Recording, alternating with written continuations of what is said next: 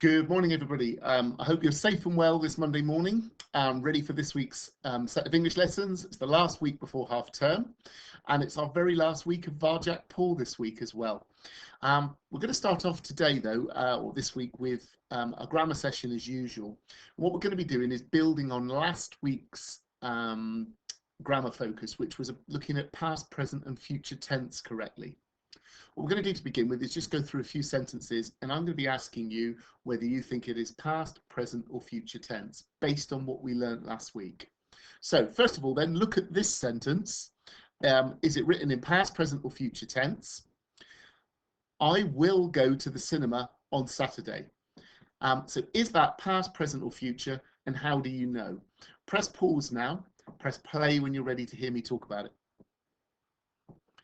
Okay, so I will go to the cinema on Saturday. We know that this is written in future tense, and we know this because it is something that hasn't happened yet. It's something that is going to happen. So I will go. Will go is the key piece of grammar there, as well as on Saturday. Okay, so it's telling you that you're going to be doing something at the weekend, something that's going to happen in the future. Okay, having a look at this sentence, is it written in past, present, or future tense? I ran home from school at the end of the day. Okay, I ran home from school at the end of the day. So is it past, present, future, and how do you know? Press pause now while you're having to think about that. Okay, welcome back. Well, we know that this is written in past tense straight away because we know it is something that has already happened. So I ran home, okay, at the end of the day. So you know it's already happened. And the key piece of information there, or key piece of grammar, is ran. I ran. That is a past tense version of the word run. Okay, so that tells you it's already happened. Okay, looking at this sentence, is it written in past, present, or future tense? I am eating my dinner right now. So is that past, present, or future? And how do you know? Press pause right now and then play when you're ready to carry on. Okay, so this sentence is present tense. It is something that you're doing now, okay? I am, okay? So I am eating. That would be your present tense part of the sentence there, okay? And of course, at the end there, I'm eating my dinner right now. That tells you that it's happening now.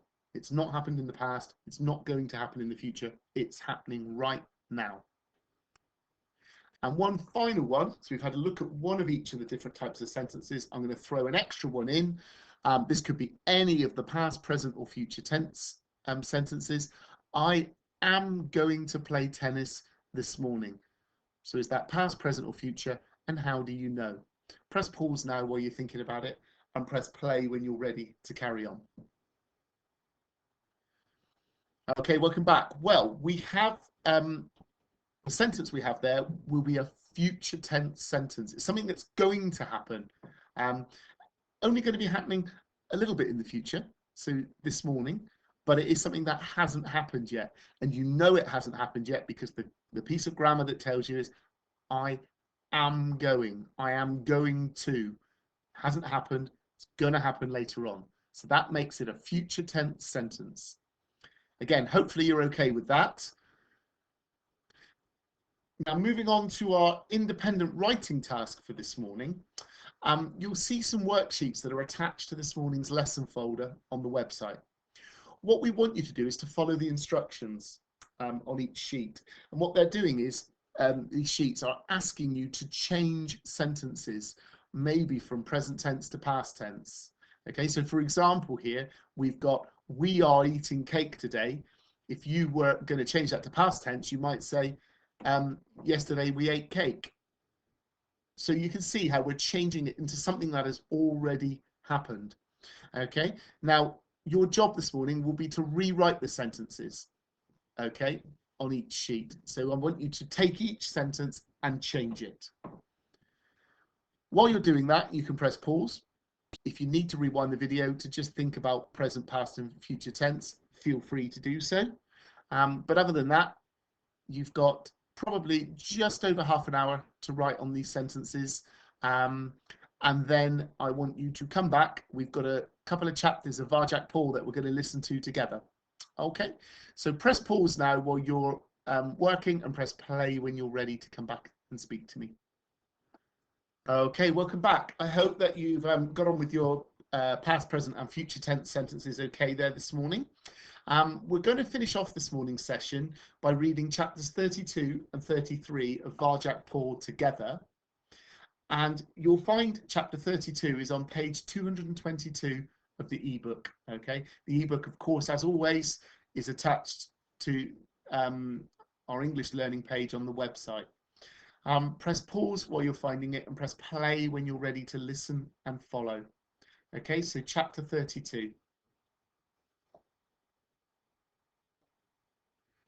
Okay, so at the end of chapter 31, it was the work that we did last week. Varjak has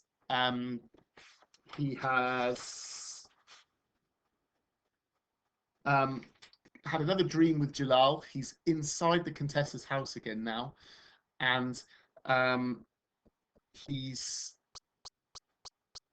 just been elected as the leader of the cats after his little fight with Julius.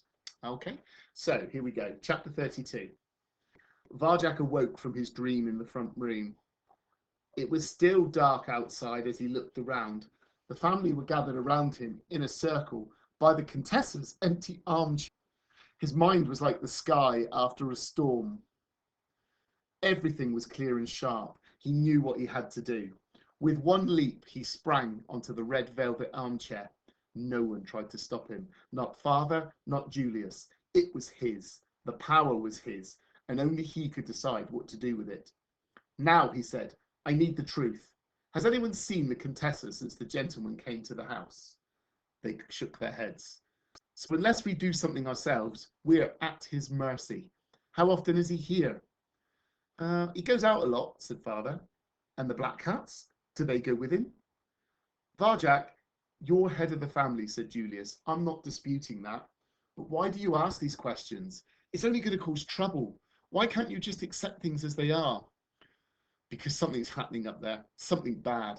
I'm going to find out what it is. I'm going to get my friend back. And if I have to, I'm going to fight those black cats to do it. Whatever's going on up there, said Mother, it doesn't affect us, sweetheart. We're different. Varjak shook his head. We're not different. We're not special. We're cats, just the same as the others. They looked at him as if he'd gone mad. Didn't you hear what Holly said? She's right. Maybe not today, maybe not tomorrow, but one day soon, the gentleman's coming for us too. His cats killed the elder Paul to stop us leaving. He's got something planned for us. I know he has. A murmur went round. They were thinking about it, but they weren't convinced yet. Even if you're right, said father, how can we fight those black cats? They're just too strong. The elder Paul fought them, said Varjak. They beat him, but he gave them a fight first, a good fight. If we work together, we can do it. That's what I believe. Who's coming with me? He looked around the family circle. Mother, father, and Aunt Junie looked away. Julius and Jasmine looked away. Jay, Jethro, and Jerome looked away. Varjak Paul was on his own again. All right, he said, if you change your minds, you know where to find me. He came down off the chair and marched out of the circle, out of the room, into the corridor. No one came with him. He didn't expect them to. It was all right. It was like being in the city again. He had nothing to rely on but himself and the skills Jalal had taught him. Nothing else. He slunk to the foot of the stairs. Holly was up there somewhere, and so were the gentleman's cats. How was he going to get past them? He'd need to be invisible. He was going to have to shadow walk. The only skill he couldn't master. He took a deep breath. This time, it had to work. There was no other way. He remembered his dreams.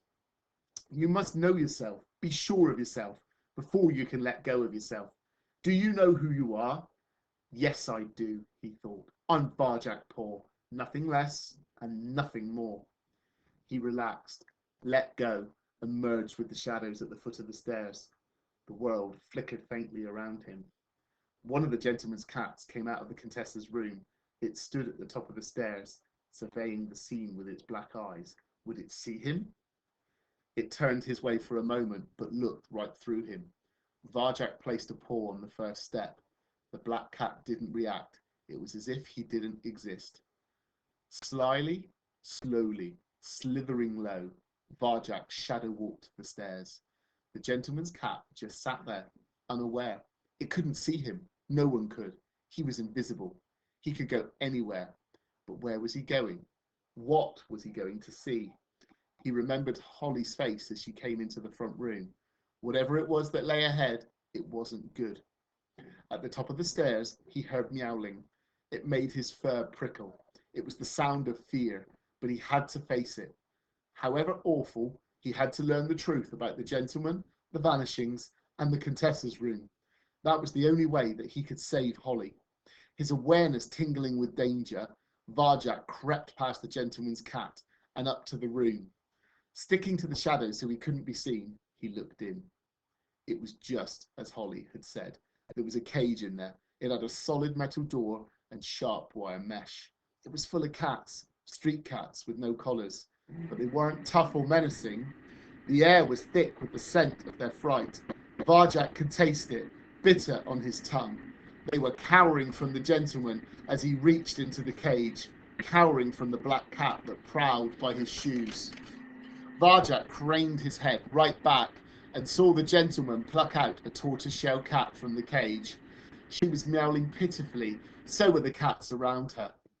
The gentleman closed the cage door and locked it up with a lever. Varjak had to hold himself still as the slimy black shoes clicked past, a whisker away. The gentleman was carrying the tortoiseshell out of the room, dangling her by the scruff of the neck. The black cat stayed behind, standing guard over the others. It took all Varjak's control to remain there in the shadows. The urge to flee clawed at his chest. The cage, the cats, the smell, it was like a nightmare, but he had to trust himself, be true to himself. Downstairs he had known that it was right to come up here, and it was still right. There could be nothing worse for a free cat to be locked up in a cage like this. Even if it never affected the Blues, this was more important than family, more important than anything. He had to find a way to release Holly and the others. But where was she? He looked into the cage again and finally glimpsed her in a corner. Holly was all right. Varjak could see she was talking to someone, a thin, frightened-looking chocolate brown cat. Was it possible? Varjak looked closer. His heart skipped a beat. It was Tam. There she was, scared, but still alive after all this time. So Holly was right about the vanishings. This was where they ended up. But why? Where's he taking that tortoiseshell? Holly was asking Tam. What's he going to do with her? Tam shook his head. We don't know, but that's the end of her. Once he picks you, it's over. She shuddered. It doesn't take long, said another cat. In the shadows, Varjak's skull prickled. What didn't take long? What was going on here? And why was his mouth so dry?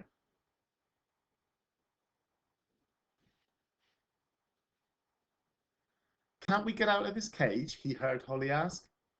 Think we haven't tried? Said Tam. It only opens from outside, and even if you could open it, how are you going to get past them? Those black cats are the ones who got us in the first place. Varjak felt cold. It was that strange sensation again, being watched by something not quite alive, not quite dead. He'd felt it downstairs when he met a black cat's eyes. What did it mean? It couldn't be coming from the black cat this time, because it wasn't looking at him. Throat tightening, only just holding back the fear, Varjak followed his awareness. And now he saw where the sensation came from. It wasn't one gaze he felt, but many. There were other cats in the room, heaped up in a box. They didn't move, didn't talk, didn't breathe. He looked into their eyes. They were wide open, but they didn't blink. They weren't eyes at all. They were shiny, coloured glass with a black slash through the middle. Varjak's head began to spin. What was it Holly had said? They're not alive. No, they were just like the toys in the city, but turned off. The gentleman came back in the room. He was carrying the tortoiseshell cat, but it wasn't quite the same anymore. It had become totally still. It didn't move, didn't breathe, didn't blink its glassy eyes. It had a new collar tight around its neck. The gentleman touched the collar, and as it opened its mouth to speak, Varjak knew with awful, sickening certainty what words it would say. "I am very well, thank you, please," said the tortoise shell in a hollow little voice. Its smiling head nodded up and down, until the gentleman touched its collar again, and it was still once more. It was a toy cat now, like the others, a perfect, preserved, furry toy that seemed almost alive, because it once was. So were the rest of them, every last one, not quite alive, not quite dead, not cats anymore, but toys. Varjak wanted to scream. This was wrong. He'd never seen anything so wrong. The gentleman placed the tortoise shell carefully in the box and rifled through it, counting up his toys. Varjak turned his eyes away from the sight, and the cats in the cage began to howl. Chapter 33. The gentleman's shoes clicked past Varjak as he flicked off the light and headed downstairs. The black cat went with him. Fury, pure, white, hot fury, seared through Varjak's body, surged through his muscles, scorched away his fear. There was nothing in his mind but what the gentleman had done to these cats. It had to be stopped now, while he still had the advantage of surprise. There was not a second to waste. He came out of the shadows into the Contessa's room. The howling stopped at once. Everyone in the cage looked at him. 100 cats' eyes glowing in the dark. How to set them free? He'd seen the gentleman pull a lever to lock the cage, and there it was, halfway up. One more climb for Varjak Paul. The wire mesh cut into his pads as he scrambled up, but at least it had grips more than the garden wall.